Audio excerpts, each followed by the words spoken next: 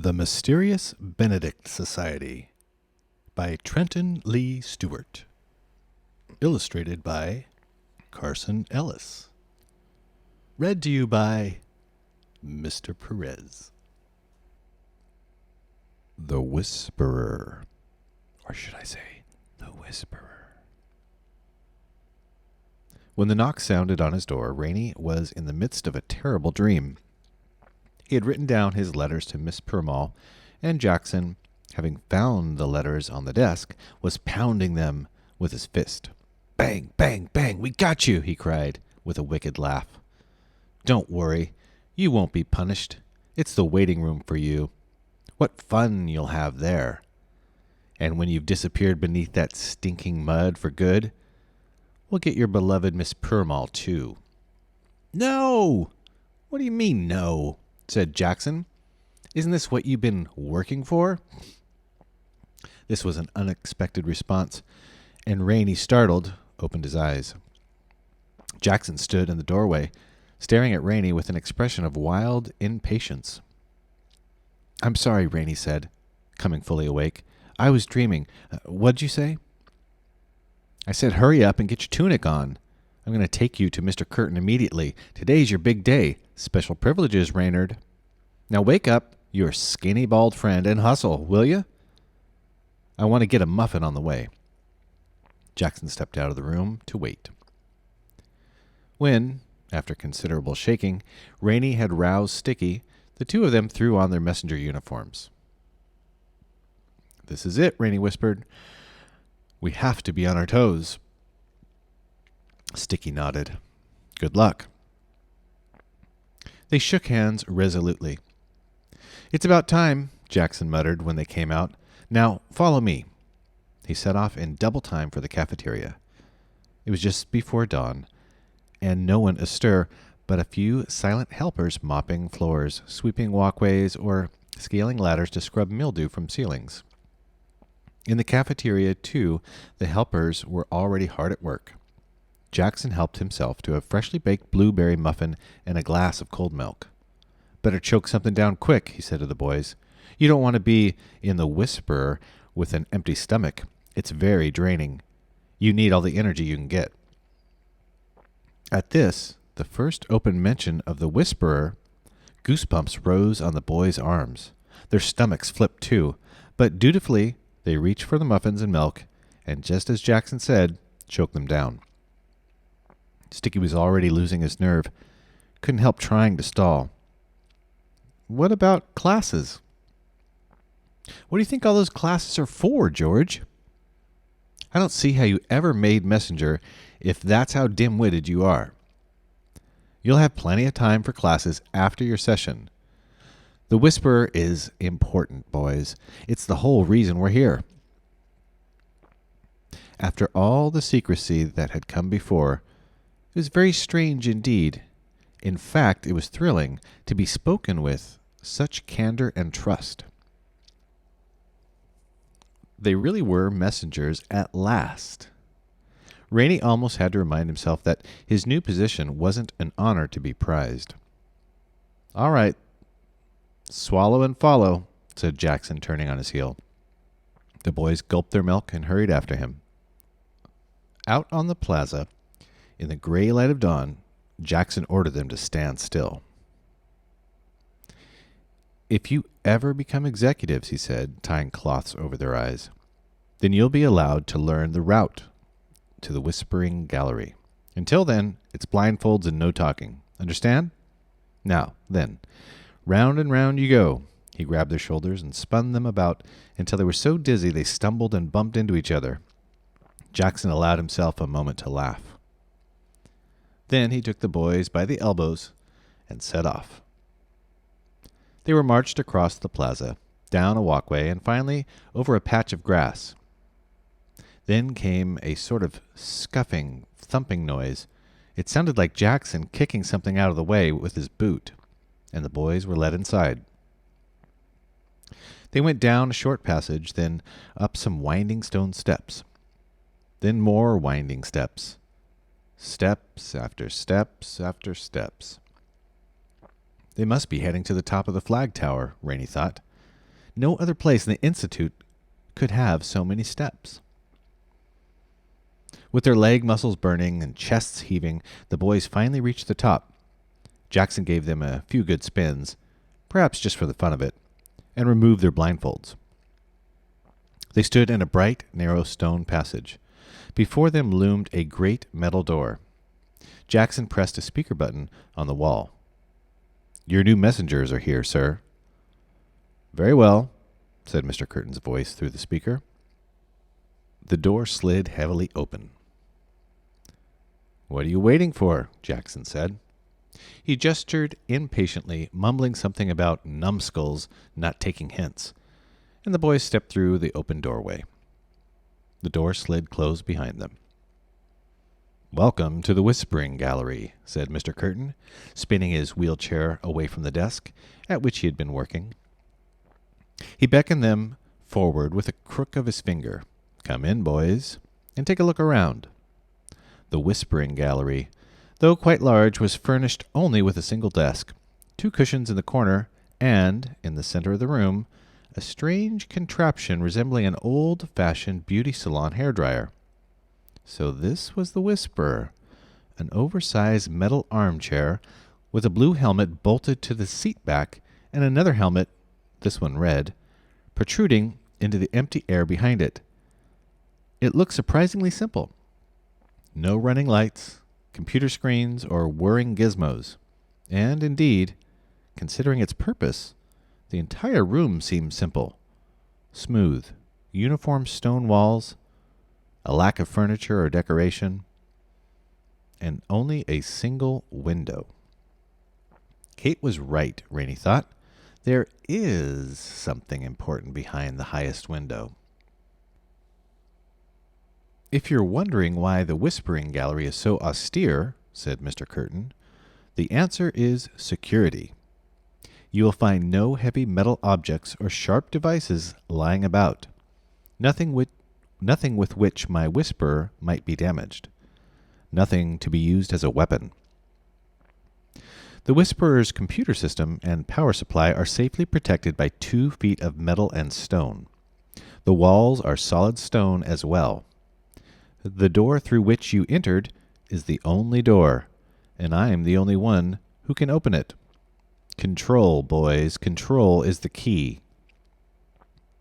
The Whispering Gallery is perfectly controlled.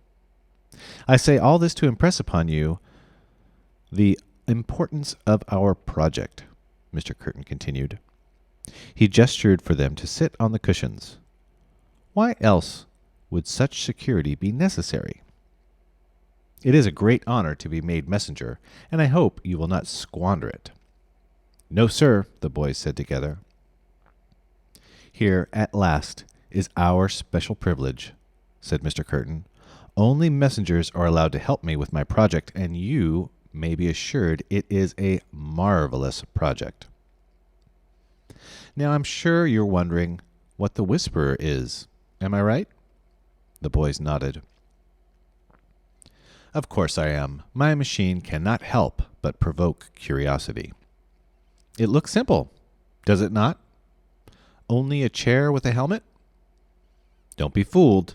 The Whisperer is a miraculous invention, my miraculous invention, and is sophisticated beyond reckoning. Have you ever heard of a machine capable of transmitting thoughts? Of course not. Would you even have thought it possible? Never. And yet, it is possible. My Whisperer makes it possible." Mr. Curtin waved elegantly at the contraption behind him, rather like a game show hostess displaying fabulous prizes. "It has been fashioned with the human brain as my model. My human brain, in fact, which, as you might suspect, is quite an excellent one. And it is my brain that controls it.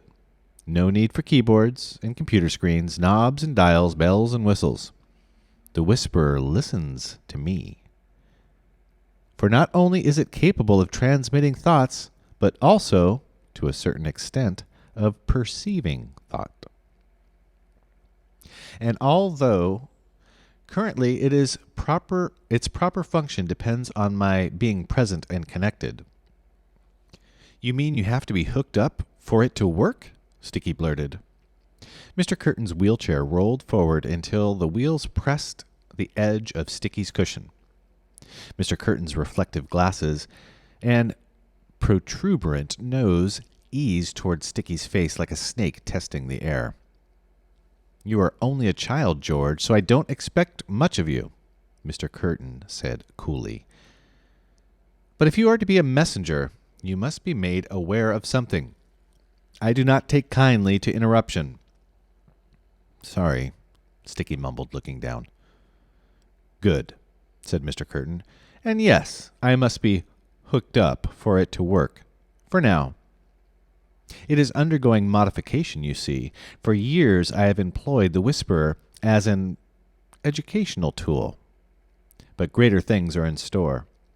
Once my modifications are complete, the Whisperer will become a wondrous healing device. A device capable of curing maladies of the mind. No, it's perfectly true. I see the surprise in your faces. But I assure you, my invention is destined to bring peace to thousands, perhaps even millions of troubled souls. And you boys will have played a part. Is it not exciting? As if to demonstrate his excitement, Mr. Curtin shot backward in his wheelchair at breakneck speed, screeching to a stop beside his desk. His entire life must feel like an amusement park ride, Rainey thought. A moment later, he had shot back over toward the boys with a brown package in his hands. What you are wondering now, Mr. Curtin said, is how messengers play a part. The answer is this. The Whisperer requires assistance of unsophisticated minds, children's minds. You see, though my machine is stunningly complex, its mental processes still pale in comparison to my own. For the Whisperer to do, well, certain things I wish it to do. I will not waste my time explaining details you cannot comprehend. My thoughts must first pass through a less sophisticated mind. This is where my messengers come in. Now, don't be daunted, Mr. Curtin went on. It's an easy matter. When you occupy the seat, the Whisperer directs you to think certain phrases. It whispers to you. Do you see? And when you think these phrases, the Whisperer's transmitters do the rest. Your function is that of a filter. My thoughts, once they pass through your minds, are more easily processed. Do you understand what I mean by this? They go down easier, Rainey said. Like candy rather than medicine. Precisely, said Mr. Curtin, seeming pleased. But the thoughts will be medicine, make no doubt about that. One day soon they will be medicine for countless minds. For now, our project consists of inputting data. Which is to say, we're filling the Whisperer's computer bank with necessary information. So this was the explanation Mr. Curtin gave his messengers, inputting data. They weren't even told they were actually sending messages, that they themselves were whispering to others. Mr. Curtin had laced his fingers together atop the brown package on his lap and was looking at the boys expectantly. With a hint of impatience, he said, "And now for your questions." The boys got the distinct feeling that if they didn't have questions, he would be most displeased. Sticky, trying to do his part, cleared his throat and squeaked, What is the package for?" "Excellent question, George," cried Mr. Curtin, which clearly meant it was a question he had wanted to be asked. "The package is for demonstration purposes." He held up the box. "Tell me, how many things do I hold in my hand?"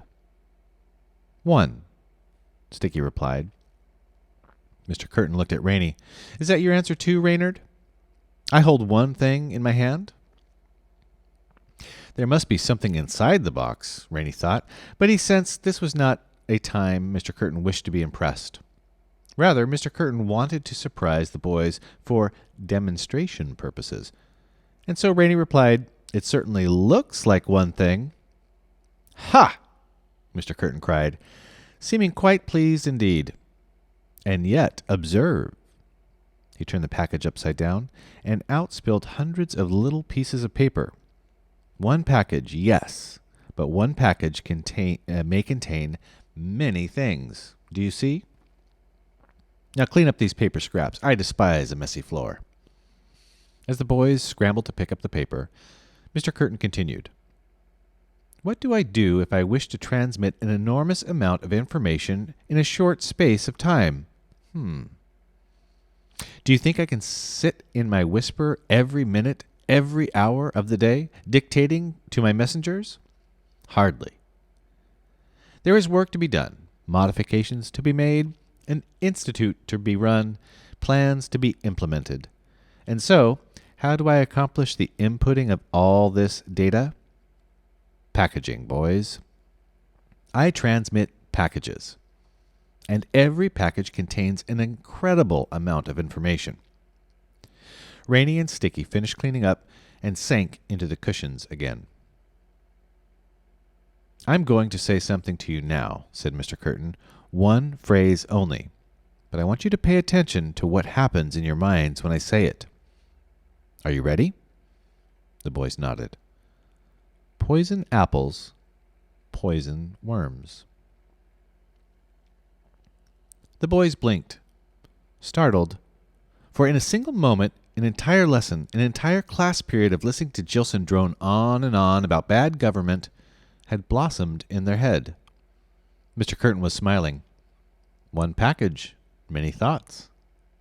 If you mastered the material, then the proper phrase will conjure it, like the magic words that coax a genie from a bottle. Do you see?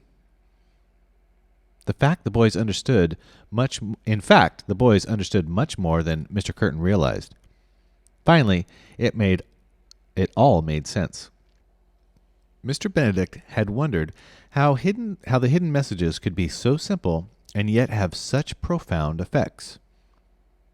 It was one of the things he'd hoped they might find out, and now they knew.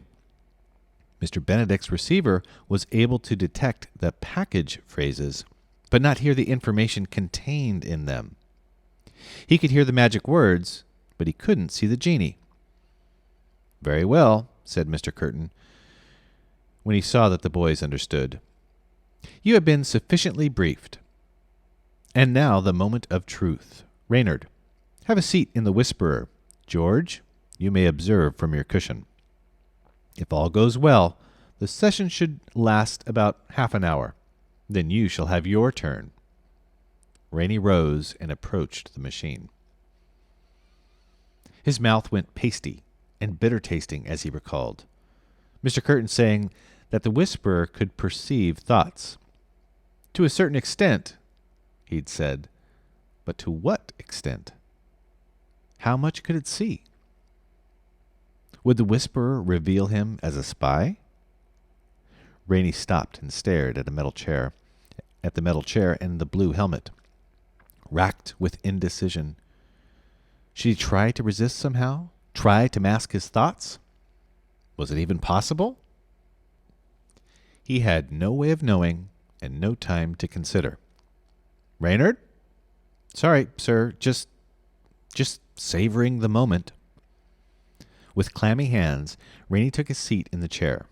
Mr. Curtin, meanwhile, zipped around to the rear of the Whisperer, reversing himself so that his back was to Rainey's as he fitted the red helmet over his head. "Let drop the curtain," he barked. Insistently, the blue helmet lowered itself onto Rainey's head, contracting to fit snugly against his temples. At the same time, metal cuffs popped out of the armrests and closed over his wrists. "Never fear," said Mr. Curtin. "The cuffs are only to keep you secure. Please relax." Rainey took a deep breath and tried in vain to stop trembling. After a moment, he realized it was his seat that trembled. The whisperer pulsed with energy. He closed his eyes. "Good," said a voice in his head. It wasn't his own voice, nor was it Mr. Curtin's. It was the whisperer's. Not unkind, but not friendly either. Impossible to describe. It was simply there. "Good," it repeated. "What is your name?" Rainey still wasn't sure if he ought to resist a little. How much could the whisperer detect? If he gave an inch, would it take a mile? He was trying to decide how to proceed when the whisperer's voice in his head said, "Welcome, Reynard Muldoon." But he hadn't answered. Opening his eyes in surprise, he saw Sticky on his cushion watching with intense concern. Rainey tried to concentrate. Of course, this wasn't like talking. He hadn't realized he'd thought his name. But once you were asked to think of your name, you couldn't not think of it, no matter how hard you tried. Like the whisperer's voice, the answer was simply there. "Reynard Muldoon, what do you fear most?" "Spiders," Rainey lied, trying to regain some control. Spiders made Rainey nervous, but he wasn't afraid of them. Certainly, they were not what he feared most. That was something he didn't want the whisperer to know. But responding to Rainey's involuntary answer, the whisperer said, "Don't worry, you are not alone." At once Rainey was filled with an astonishing sense of well-being. He felt so good, so at peace, he could hardly hold his thoughts together. So this is why those messengers looked so happy, why they craved their sessions so intensely. When you did what it wanted, the whisper rewarded you by soothing your fears. Rainey would never have guessed it could feel so wonderful. Rainey had another problem now, a very troubling problem. Having been made to feel so wonderful and so easily, so unexpectedly, Rainey found he wanted to give in to the whisperer. Wanted it desperately. This was a disturbing development, and while he still had some trace of determination left, before he lost himself entirely, Rainey decided he must learn something if he could. "Mr. Curtin," he thought, "can you hear me?" "Let us begin," said the whisperer. "Mr. Curtin, can you hear my thoughts?" "Let us begin." Mr. Curtin didn't seem to be hearing him, so maybe the whisperer could only seek out certain things and was incapable of detecting anything else. Rainey had hoped so. "Let us begin," the whisperer repeated, with an unmistakable hint of impatience. He could not put it off any longer. "Okay," Rainey thought, bracing himself. "Okay, I'm ready." When Rainey opened his eyes again, Sticky stood over him, staring at him as if he might be dead. Rainey blinked and stretched. He saw relief in Sticky's eyes. He was fatigued, but pleasantly so, as if he'd worked hard at some extremely enjoyable task. The cuffs had been retracted into the armset, the blue helmet had been lifted from his head, and Mr. Curtin was at his desk, making a note in his journal and speaking quietly into an unseen intercom. "Are you okay?" Sticky whispered. "You were in that thing for 2 hours." 2 hours, Rainey repeated, amazed. It seemed like only a few minutes. He remembered the first stream of words entering his mind, remembered dutifully repeating them, his mind relaxing into a feeling of marvelous happiness. There was nothing at all to fear, nothing at all to worry about. In fact, now that Rainey thought about it, he was a little cranky. He wanted to slip back into that feeling. He was struck with the pang of bitter jealousy that Sticky was about to take his place in the Whisperer. "Does it hurt?" Sticky asked. "Are you all right?" Sticky's worried expression brought Rainey to his senses. No, don't worry. Just relax. I think we're safe for now. We can talk later." "No whispering, boys," Mr. Curtin called, wheeling over to them. "I dislike all secrets, save my own." "Sorry, sir," said Rainey. "I was only telling him not to worry, that it doesn't hurt." Mr. Curtin laughed his screechy laugh. "Of course it doesn't hurt. It wouldn't be useful if it did. To function properly, my Whisperer has always needed children, and children are adverse to pain. I found that out through experience. No, it doesn't hurt, George. Quite the opposite. I dare say Reynard can assure you the session was perfectly wonderful. And unusual, I might add.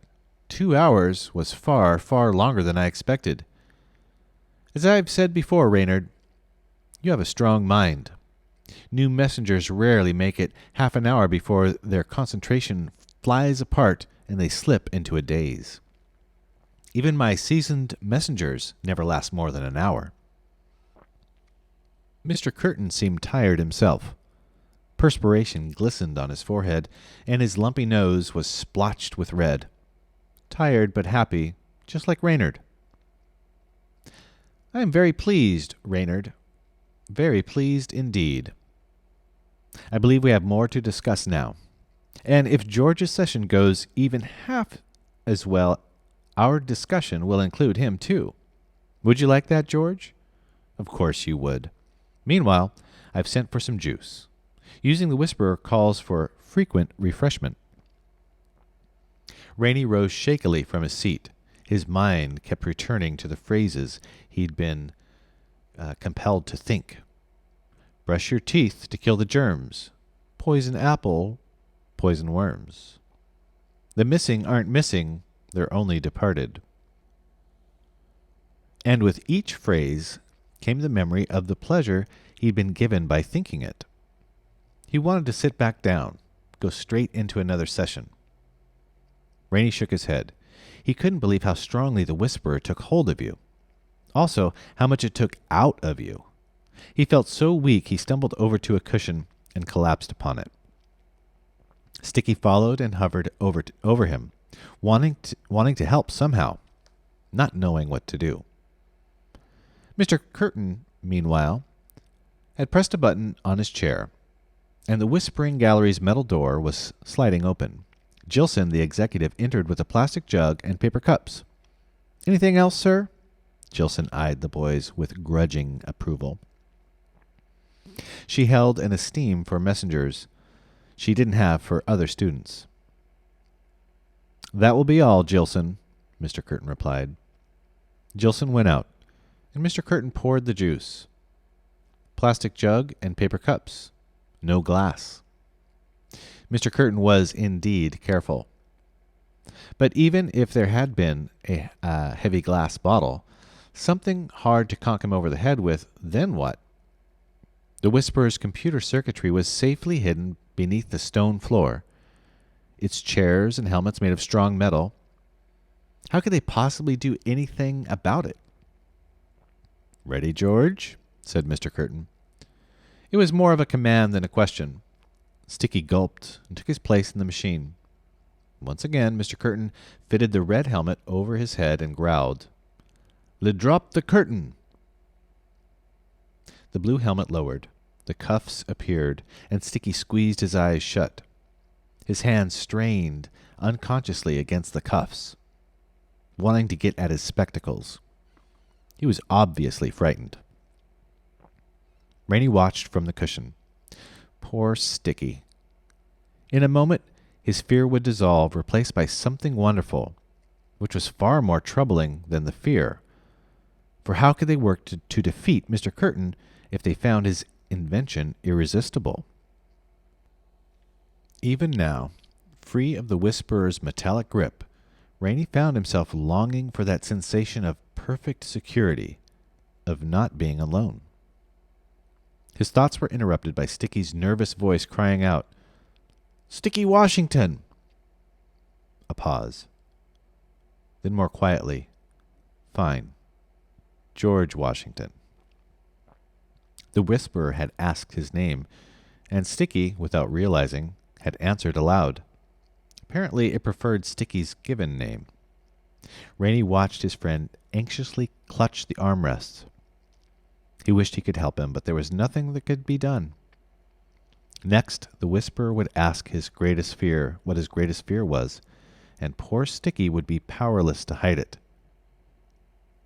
He must face the worst, and indeed, it was with a distinctly quavering voice that Sticky spoke his reply to the whisperer's unspoken question. "Not being wanted," Sticky said. "Not being wanted at all." That concludes our chapter for today. Coming up next, Monday, will be Open Sesame. I hope you are all well, and I'm looking forward to connecting with you soon. Take care.